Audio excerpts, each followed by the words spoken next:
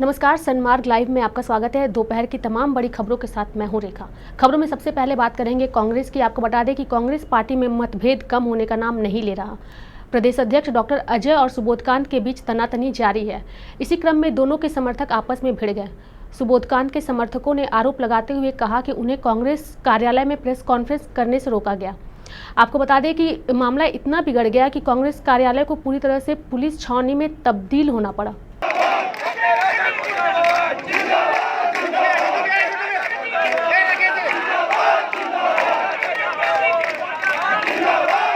कांग्रेस संविधान यह कहती है कि अगर किसी व्यक्ति को पार्टी से निकाला जाता है तो उसके पहले उन्हें कारण बताओ नोटिस जारी किया जाता है। लेकिन डॉक्टर अजय कुमार कोई कारण बताओ नोटिस हम लोग को जारी नहीं किया, जो कांग्रेस संविधान के विपरीत है, एकदम बिल्कुल विरुद्ध है। एक तरफ भारतीय जनता पार्टी देश के संविधान के साथ खिलवाड़ कर रही है, वहीं दूसरी ओर डॉक्टर अजय कुमार प्रदेश अध्यक्ष के रूप में कांग्रेस संविधान के साथ खिलवाड़ कर रहे हैं। यह प्रतीत होता है कि डॉक्टर अजय कुमार के साथ भाजपा का 2020 मैच चल रहा है। एक गैर कांग्रेसी व्यक्ति और ये अध्यक्ष जो दावा करता है कि मैं इस्तीफा दे दिया हूँ, वो कैसे निकाल सकता है? कांग्रेस का संविधान की इसको जानकारी नहीं है। जब पीसीसी डेलीगेट के ऊपर अगर कार्रवाई करनी है तो उसके लिए संविधान बना हुआ है। पहले ये हम लोगों को उसको सौंपा देना चाहिए था। डिसिप्लिनरी एक्शन में कमेटी में ये मामला जाता, फिर उसके बाद बैठक होती एग्जीक्यूटिव कमेटी की, उसमें उसको ओके होता, उसके बाद सस्पेंशन होती, उसके बाद डिसमिसल होता। लेकिन ये तो कांग्रेसी नहीं है, ये भाजपा के इशारे पर, भाजपा का आइडियोलॉजी इस व्यक्ति को पसंद है, भाजपा की नीति सिद्धांत इस व्यक्ति को पता है, तो भाजपा के इशारे पर हर एक कोई से कांग्रेसी कार्यकर्ता, चाहे हर एक कोई से कांग्रेसी नेता जो प्रदेश के बड़े हमारे सम्मानित नेता है, चाहे वो बालमुचु जी हो, सुबोध जी हो, फुरकान जी हो, ददई दुबे जी हो, रामेश्वर उरांव जी हो, गीता श्री उरांव जी हो, जो भी नेता हैं, ये सारे लोग इस कांग्रेस विरोधी अध्यक्ष से परेशान हैं। कार्यकर्ता त्राहिमाम कर रहे हैं और ये हम लोग को कैसे कांग्रेस से हटाएगा?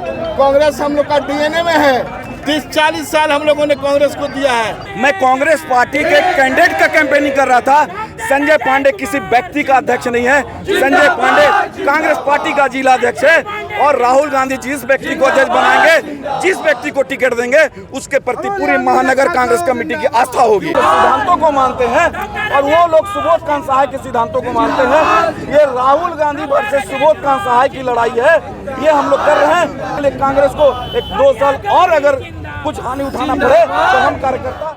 और इस मामले में अधिक जानकारी के लिए हम फोन लाइन पे जुड़ेंगे कांग्रेस के वरिष्ठ नेता से और जानेंगे कि क्या कुछ स्थिति कांग्रेस में बन करके निकल रही है। हमारा सबसे पहला सवाल है, कांग्रेस में घमासान जारी है, पार्टी 2 खेमे में बंट गई है, क्या कहेंगे?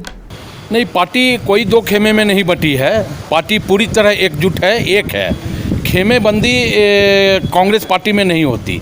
बस बात यह है कि doctor Ajay Kumar go back, doctor Ajay Kumar हटेंगे, कांग्रेस का यहाँ भला होगा। झारखंड में जल्द विधानसभा चुनाव होने वाले हैं। कांग्रेस में पड़ी आपसी दरार का पार्टी को कितना नुकसान उठाना पड़ सकता है? पार्टी को तो उसी दिन नुकसान उठाना पड़ गया जिस दिन डॉक्टर अजय कुमार को प्रदेश अध्यक्ष के रूप में यहाँ मनोनयन करके भेज दिया।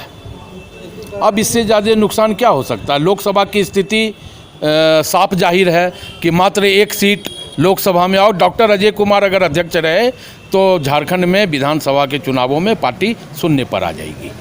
सबसे बड़ा सवाल हमारा कि जल्द झारखंड में विधानसभा चुनाव होने वाले हैं, कांग्रेस में फूट का बीजेपी को कितना फायदा मिलेगा आने वाले चुनाव में? जब प्रदेश कांग्रेस अध्यक्ष डॉक्टर अजय कुमार खुद बीजेपी के संपर्क में हो तो यह बताना बहुत मुश्किल है कि बीजेपी को कितना फायदा होगा।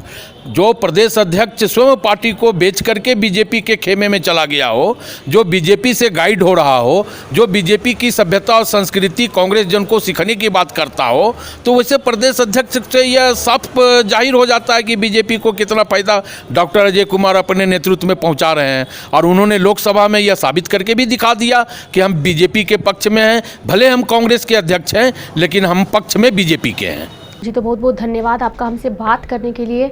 तो ये थे हमारे साथ कांग्रेस के वरिष्ठ नेता जिनसे हमने बात की और जाना कि कांग्रेस में पड़ी फूट का आने वाले विधानसभा चुनाव में कितना नुकसान पार्टी को उठाना पड़ सकता है। खबरों में आगे बढ़ेंगे और बात करेंगे मंत्री अमर बौरी की। खेल एवं युवा विभाग के मंत्री अमर कुमार बौरी ने झारखंड के पर्यटन स्थल को खूबसूरत बनाने की कवायद शुरू की है। आपको बता दें कि सूचना भवन में प्रेस कॉन्फ्रेंस कर अमर बौरी ने स्पष्ट किया है कि देवघर को अंतर्राष्ट्रीय स्तर का पर्यटन स्थल बनाया जाएगा। इसके साथ ही देवघर के निकटतम स्थल के जीर्णोद्वार के लिए भी सरकार कई तरह की योजनाएं चलाएगी। सरकार की पहल से पतरातू घाटी को पहले ही बेहतर बनाने की कोशिश की जाएगी ताकि पर्यटकों को किसी तरह की कोई भी परेशानी ना हो। 2014-15 में की तुलना में 2 गुना से ज़्यादा की वृद्धि देखी गई है और अगर हम अनुमान लगाएं तो 2014-15 में 31,950 के अगेंस्ट में 2018 में 76,160 लोग कार्यरत हुए हैं। चूँकि होटल और उसके साथ जो उसकी जो गणना है जिस तरह से की जाती है उसके माध्यम से इसे संख्या आपके सामने प्रस्तुत करा जा रहा है। पहला बार झारखंड में झारखंड टूरिज्म पॉलिसी 2015 में हम लोगों ने बनाई, झारखंड के गवर्नर रघुवर दास जी ने बनाई। इस क्षेत्र को लगे तवज्जो नहीं देने के कारण अभी तक वो नहीं था। झारखंड नौका नियमावली 2014 हम लोगों ने बनाया। झारखंड पर्यटन विकास एवं निबंधन अधिनियम 2015 हम लोगों ने बनाया। झारखंड पर्यटन स्थल संरक्षण एवं प्रबंधन अधिनियम 2015 हम लोगों ने बनाया। बाबा बैद्यनाथ बासुकीनाथ तीर्थ क्षेत्र विकास प्राधिकार, ये बाबा बैद्यनाथ का यह अंतर्राष्ट्रीय श्रावण मेला है। अभी श्रावण का मेला भी चल रहा है और आप सब लोगों ने देखा कि पिछले गत सोमवार को 3 लाख से ज़्यादा कांवरियों ने जलार्पण किया और विशुद्ध रूप से बिना किसी नुकसान का, बिना किसी हट का लोगों ने शांतिपूर्ण तरीके से आराध्य को अपना जल देकर के अपने गंतव्य तक गए। शक्तिपीठ रजरप्पा पर्यटन विकास प्राधिकार के माध्यम से आज रजरप्पा मंदिर का भी हम लोग विकास कर रहे हैं और आप जरूर जाएं।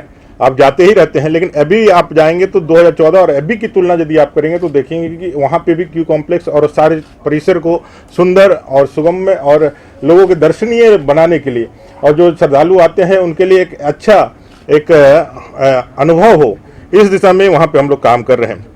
जैनियों के सबसे बड़े तीर्थ स्थल पर्यटन का क्षेत्र में जो है हमारा पारसनाथ, उसके लिए भी हम लोगों ने पारसनाथ पर्यटन विकास प्राधिकार का गठन किया। खबरों में आगे बढ़ेंगे और बात करेंगे राजधानी रांची की। आपको बता दें कि जनता की सुविधाओं को ध्यान में रखते हुए राजधानी रांची में पब्लिक ट्रांसपोर्ट के लिए कई बसों का परिचालन शुरू किया था, लेकिन विभागीय लापरवाही के कारण लगभग सभी सिटी बसें कबाड़ हो चुकी हैं, जिनकी सुध लेने वाला कोई नहीं है। पेश है सनमार्ग लाइव की एक रिपोर्ट। राजधानी रांची में अर्बन ट्रांसपोर्ट सिस्टम को ट्रैक पर लाने की कवायद लगातार जारी है, लेकिन अब तक इसमें सफलता नहीं मिली है। अर्बन ट्रांसपोर्ट के नाम पर करीब 10 करोड़ की लागत से खरीदी गई 96 सिटी बसों में से मात्र 25 सिटी बसें ही राजधानी की सड़कों पर चल रही हैं। वहीं 71 बसें बकरी बाजार में कबाड़ बन चुकी हैं। इन कबाड़ पड़े बसों की कीमत लगभग 7.5 करोड़ रुपए होगी। वहीं इस पूरे मामले पर विभागीय मंत्री सीपी सिंह का क्या कहना है, आप भी सुनिए। कुछ सी बसें शहर के अंदर चल रही है, ऐसा नहीं है कि नहीं चल रही है, और भी बसें खड़ी हैं। सब कबाड़ नहीं होगी, बीच में बनवाया भी गया था और वो बसें चल रही हैं। समस्या सबसे बड़ी ये है कि हमें ऑपरेटर नहीं मिल रहे हैं। ऑपरेटर का अर्थ ये हुआ कि सरकार ये बसें नहीं चलाएगी, नगर निगम ये बसें नहीं चलाती, अभी मजबूरी बस चल रही है। इसके अंदर क्या है कि जहां तक मेरी जानकारी, क्योंकि मेरा टेंडर से कोई संबंध नहीं है, फिर भी अखबार में ही मैंने पढ़ा कि 9 बार टेंडर हो गया, एक आदमी उसके लिए सामने नहीं आया। सवाल ये है, हम टेंडर से चलाना चाहते हैं, एक आदमी नहीं आएगा, क्या किया जाए? झारखंड में सरकार ने निर्णय लिया कि हम अपना कोई परिवहन निगम नहीं बनाएंगे, प्राइवेट एजेंसी को ही हम प्रोत्साहित करेंगे, उनको सारी सुविधाएं देने का काम करेंगे। और यही कारण है कि अभी राजधानी तक प्रत्येक शहर से द्रुतगामी वातानुकूलित बस सेवा चल रही है और उसका पड़ाव पुराना जो पथ परिवहन निगम का जो बस अड्डा था ओवरब्रिज के ठीक बगल में वहां पर है और वहीं से वो आती है, वहीं से जाती है। कबाड़ पड़ी सिटी बसों की सुधि लेने वाला कोई नहीं। वहीं राज्य में अब नई बसें खरीदकर ग्रामीण इलाकों में परिचालन किया जाएगा। 10 करोड़ की लागत से 96 बसें मंगाई गई थी। राजधानी रांची में तकरीबन 96 बसों को लाया गया था, जो कि लोकल स्तर पे परिचालन करा के उसे चलाकर रांची वासियों को सुविधा देने के लिए। हम आपको दिखाते हैं कि ये वही बस है। 96 में से कुल 25 बसें जो है राजधानी की सड़कों पे दौड़ रही है और बाकी के 71 बसें जो है वो यहाँ पड़ी कबाड़ का धीरे धीरे शक्ल ले रही है। सभी बसें लगभग रूप से खराब हो चुकी हैं, इनमें जंग लग चुका है। सभी बसें अब चलने की स्थिति में नहीं है। हालांकि इस विषय पे जब विभागीय मंत्री श्री सीपी सिंह से जब पूछा गया तो उन्होंने कहा कि इसके ऑपरेटर नहीं आ रहे हैं, इसके वजह से ये गाड़ियां यहाँ खड़ी है। लेकिन गाड़ियों की स्थिति देखने से लग रहा है कि हकीकत कुछ और है। गाड़ियाँ इतनी कबाड़ बन चुकी है कि अब चलने की स्थिति में नहीं है। यहाँ 71 बसें पड़ी हुई है, इनका लागत तकरीबन 7.5 करोड़ रुपया है। अब यह जो पैसा है यह सीधे तौर पे जनता का बर्बाद हो रहा है। तो कहीं ना कहीं सरकार और उनके विभागीय लापरवाही की वजह से ऑपरेटर नहीं आ रहे हैं और यह बसें कबाड़ का शक्ल ले रही है। अगर इसी तरह विभाग के अधिकारी लापरवाह रहें तो आने वाले समय में और न जाने राज्य के जनता का कितना पैसा बर्बाद होगा। सहयोगी दीपक के साथ चंदन वर्मा, सनमार्ग लाइव, रांची। खबरों में आगे बढ़ेंगे और बात करेंगे पाकुड़ की। आपको बता दें कि पाकुड़ में गुप्त सूचना के आधार पर पुलिस ने छापेमारी कर 34 बैल को जब्त किया है। छापेमारी मालगाड़ी ओपी क्षेत्र के पंचा टोला के निकट की गई।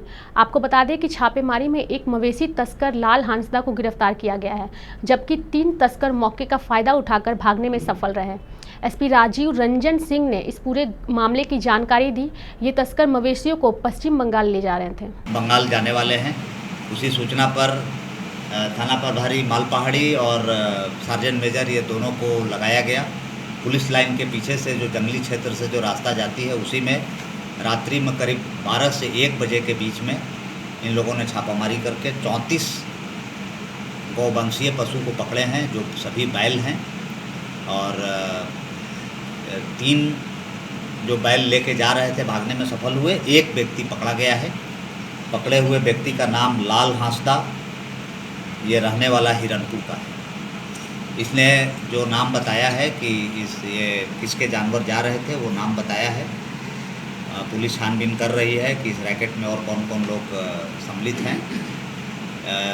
ग्रामीणों को भी इस तरह की सूचना मिले तो ज़रूर हम लोगों के साथ शेयर करें, क्योंकि किसी भी हालत में गौवंशीय पशु का ट्रैफिकिंग नहीं होने दिया जाएगा। उस पर पूर्ण रूप से हम लोग रोक लगाएंगे। पुलिस लगातार सतत सक्रियशील है। खबरों में आगे बढ़ेंगे और बात करेंगे पाकुड़ जिले की। आपको बता दें कि पाकुड़ जिले के एकमात्र सदर प्रखंड के हजारों किसान प्रकृति एवं सरकार की गलत नीतियों का खामियाजा भुगतने को विवश हैं। जिले के सदर प्रखंड के ग्रामीण इलाकों के पटसन की खेती करने वाले हजारों किसान प्रकृति और सरकार की गलत नीतियों की मार झेलने को विवश हैं। गांव के लगभग 5000 किसान पटसन की खेती करते हैं, लेकिन इन किसानों को ना तो राज्य और ना ही केंद्र सरकार से अब तक कोई सुविधा मिली है। आपको बता दें कि किसानों को अब तक फसल बीमा योजना का लाभ नहीं मिल पाया है, क्योंकि झारखंड सरकार ने धान और मकई की फसल को बीमा योजना की श्रेणी में रखा है। किसानों को अब तक सरकार से लाभ नहीं मिलने की वजह से कई किसान जो है वो काफ़ी परेशान हैं और उन्होंने फैसला किया है कि वो पटसन की खेती आगे से जल्द नहीं करेंगे। हम लोग का पटुआ का खेती करते हैं। पटुआ में हम लोग को फायदा नहीं मिलता है, इसीलिए खेती भी नहीं करते हैं। धान होता है तो धान तो डूब जाता है पानी बरसात में, उसमें भी फायदा नहीं मिलता है। सरकार फायदा भी नहीं देता है हम लोग को। सभी चीज़ होता है नुकसान। हाँ, पैट करता है, खेती करता है। खेती में 1 बीघा में 20 का पैट लगता है, तो 20 का 250 करके पैट का खेती लगता है। अभी पटुआ जो नदी में गिराया इसको भी पैट लगेगा। फिर मैं लहसुन प्याज इसका खेती करता हूँ, और जो बरसात में पाट ये सब फसल खेती करता हूँ हम लोग। तो हमारा तो सरकार को कुछ नहीं मिलता है, हमको ना पानी टाइम में मिलता है, ना कोई चीज़ मिलता है कि हम लोग खेती करें। ये पानी का ज़रूरत है तो पानी नहीं मिलता है टाइम में। ऐसे ही मतलब है जो हमारा जो किसान गरीब लोग है वो खेती बाड़ी में करने में कोई दिक्कत होता है। कहता हूँ जो हमारा कोई फ़ायदा हो, इसमें कोई हमारा फैसिलिटी कोई दो चीज़ हमको दिया जाए। पाकुड़ जिले का यह सदर प्रखंड है। सदर प्रखंड के दर्जनों इन गांवों में पटसन की खेती होती है। हजारों एकड़ में किसान पटसन की खेती इस आस में करते हैं कि इनकी आय दुगुनी होगी और इनका जीवन स्तर बदलेगा। केंद्र की मोदी सरकार सबका साथ सबका विकास और सबका विश्वास के नारे के साथ जहां किसानों की आय दुगुनी करने के लिए धान सहित अन्य फसलों की उत्पादन करने वाले किसानों को आर्थिक सहयोग कर रही है, यहां तक कि उन्हें फसल बीमा योजना का लाभ भी दिया जा रहा है। पर सदर प्रखंड का यह इलाका जहां पटसन की खेती किसान हजारों की संख्या में करते हैं, इनके खेतों की फसल बीमा नहीं होती। मौसम की मार झेलने के साथ साथ ये किसान सरकार की नीतियों, गलत नीतियों का भी खामियाजा भुगत रहे हैं। यदि सरकार का ध्यान इन किसानों की ओर जाएगा तो न केवल इनकी आय दुगुनी होगी बल्कि इनके जीवन स्तर में भी बदलाव आएगा और इनकी आर्थिक स्थिति मजबूत होगी। सनमार्ग लाइव के लिए मैं पाकुड़ से रामप्रसाद सिन्हा। खबरों में आगे बढ़ेंगे और बात करेंगे हजारीबाग की। हजारीबाग को सीएसआर मद से विकसित करने को लेकर उपायुक्त भुवनेश्वर प्रताप सिंह की अध्यक्षता में बैठक हुई। आपको बता दें कि बैठक में उपायुक्त ने कहा कि सीएसआर के तहत सामाजिक दायित्वों का निर्वहन करना है। इसके लिए क्षेत्र विशेष के लिए आवश्यक योजनाओं का चयन करें ताकि स्थानीय लोगों को अधिक से अधिक लाभ मिल सके। बैठक में उपस्थित सभी कंपनियों के प्रतिनिधियों से उपायुक्त ने आगामी 3 साल के सीएसआर मद से की जाने वाले कार्य योजनाओं का प्रस्ताव मांगा। आपको बता दें कि बैठक में घर घर पानी पहुंचाने की योजना, सैनिटरी लाइब्रेरी, स्किल डेवलपमेंट, खनन प्रशिक्षण, आंगनबाड़ी केंद्रों का विकास आदि को लेकर के बैठक में विचार विमर्श किया गया। बैठक में जिले में सचिवालय, कस्तूरबा गांधी आवासीय विद्यालय की बच्चियों को हो रही परेशानियों के मद्देनजर सभी विद्यालयों में रोटी मेकिंग मशीन उपलब्ध कराने का भी निर्णय लिया गया। जी तो अभी के लिए बुलेटिन में फिलहाल इतना ही। खबरों में बने रहने के लिए सनमार्ग लाइव को सब्सक्राइब करें और बेल बटन दबाना ना भूलें।